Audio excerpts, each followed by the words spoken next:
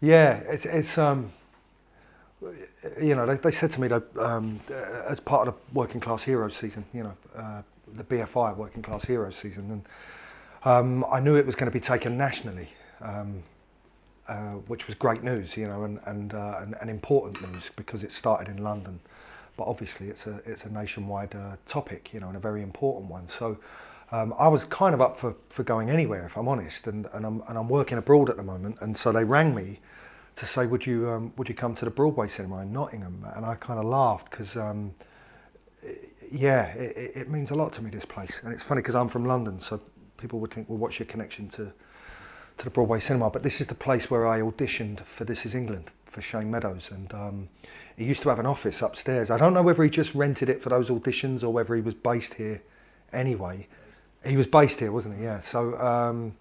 So I was skint at the time, really skint. I'd done London to Brighton, but that was kind of like 5 years previously, like a film that kind of did well. You know, it got like a cult following, London to Brighton sort of thing, but we never got paid for it, and because it was made on such a low budget. Well, the producers are based here for that. Of course, Rachel and of course, yeah, exactly. Al and Rachel, Wellington Films. Go knock on their door. Yeah, are they here today? Or I wonder. Know. Yeah, Might have some yeah. Well, exactly. Yeah, that's a really good point. Yeah, and yeah. So we did. I did a film called London to Brighton. We did that, and it kind of came and went. You know, it punched well above its weight, but it was made for like £60,000, and it got a BAFTA nomination. So at the time, I think we all thought, wow, we've cracked through. We were all quite young actors and sort of struggling to get work. Really, I was part of the fringe theatre scene in London. So what I'm trying to say is it was you know. It was kind of a really tough time for me, if I'm honest. That film had been and gone, and I thought I'd kind of given the best performance I could, but it just seemed that that my chance had gone, really. I was kind of back on the building sites, and I was working in a cafe in London at the Union Theatre, and my heart was broken a bit. You know, I didn't think another London to Brighton was going to come along. How I got the part in London to Brighton was really quite fluky. I'd done a short film, and the director of the short film then was turning it into a feature film. And he was just loyal, really, and he kind of, I think, against the casting director's advice at the time, who was sort of saying to him, look, you need a name to sell the film. He sort of very kindly said, no, I'm going to use that actor. So this kind of amazing experience had happened where there was a lot of luck involved and a lot of generosity on the part of the director, and it came and went. And I was really, I was a bit gutted, really. I was a bit heartbroken because I didn't think another one was going to come along. And the parts I was kind of going in for auditions for were really small, really, they weren't inspiring me. I hope that doesn't sound sort of ungrateful, but they just weren't inspiring me. I was like 10th gangster on the left, or, you know. Yeah. And out of nowhere, I was working in the Union Cafe one day, and the phone went, and I remember it was freezing cold. It's an open air cafe, and it was freezing cold, and I remember it so clearly. I remember answering the phone, and they said, Shane Meadows wants to audition you.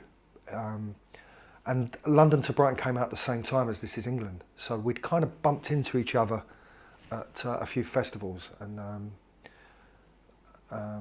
so when I went and saw This Is England, it blew my mind.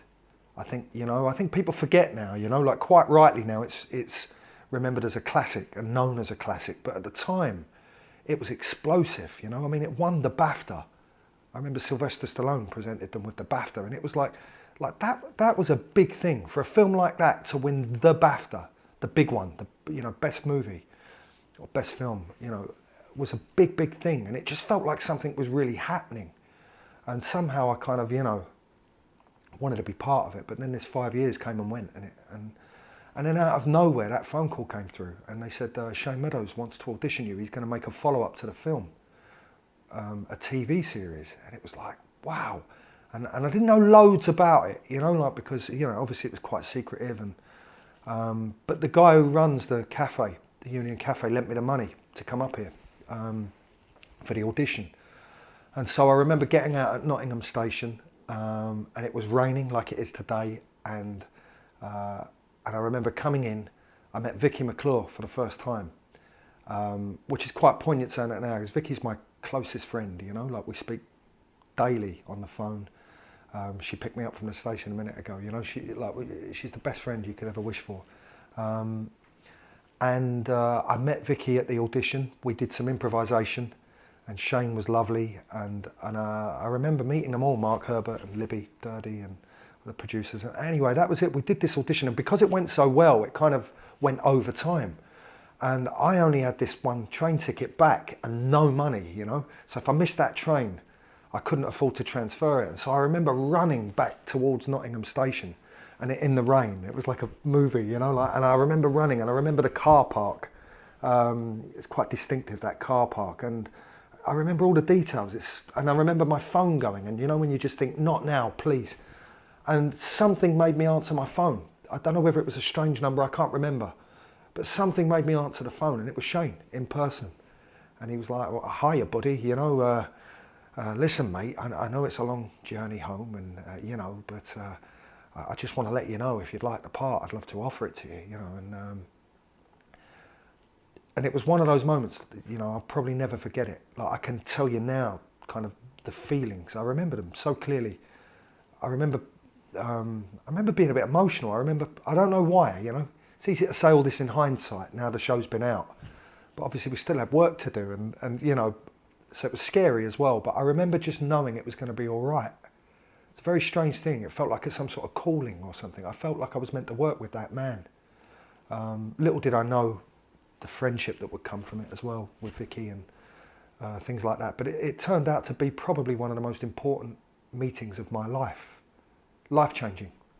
Certainly, right here. Yeah, and it happened in this cinema, and so call that what you want, call it romanticism, call it, you know, nostalgia, whatever, but it's real to me, you know. I associate this building with a life-changing moment, truly life-changing in many ways, and yeah, and then when we came up, you know, to rehearse and stuff, and we filmed in Sheffield, but Vicky and Shane both live in Nottingham, so I come up here quite a bit, and I've been lucky enough, the Broadway Cinema have invited me up for a couple of events over the years, and some of the festivals that have gone on here, you know, so I love it. I love the feeling here as well, you know. I love, you know, when you come up, sometimes you go to events and, you know, they put off like separate rooms for you, and I don't like all that really. I'm not a great fan of that. I like it when I come up here and you go in the bar, and the bar staff are lovely with you, and, you know, it's kind of relaxed, and it's more than a cinema, really.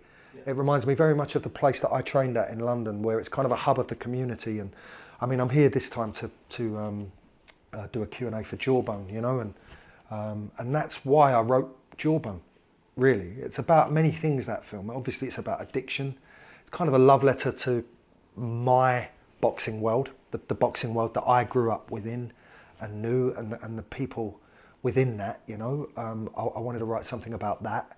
It's kind of a little homage to my London, to my take on what London is and my area of London.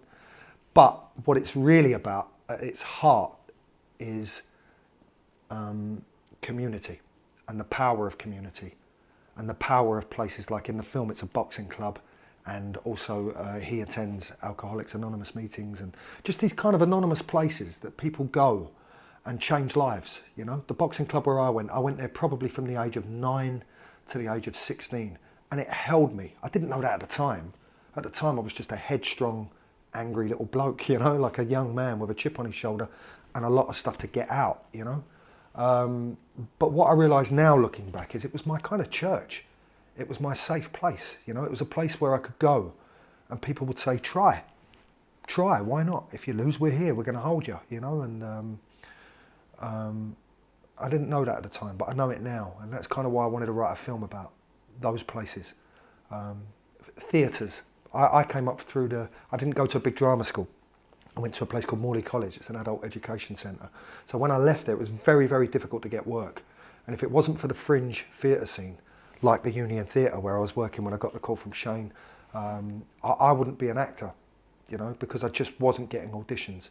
But what I was doing was loads and loads of plays back to back underneath these railway arches and above pubs and where all these little theatres are, you know. And I think it's so important, places like that, places where communities come together. You know, it's very hard to say this stuff without sounding like you're getting a violin out and playing the kind of poor us card, you know. But it's I'm not. I'm saying it in a celebratory way. Community's powerful, so powerful. Places like this, you know, are great. and I think they need to be celebrated at every chance they can be.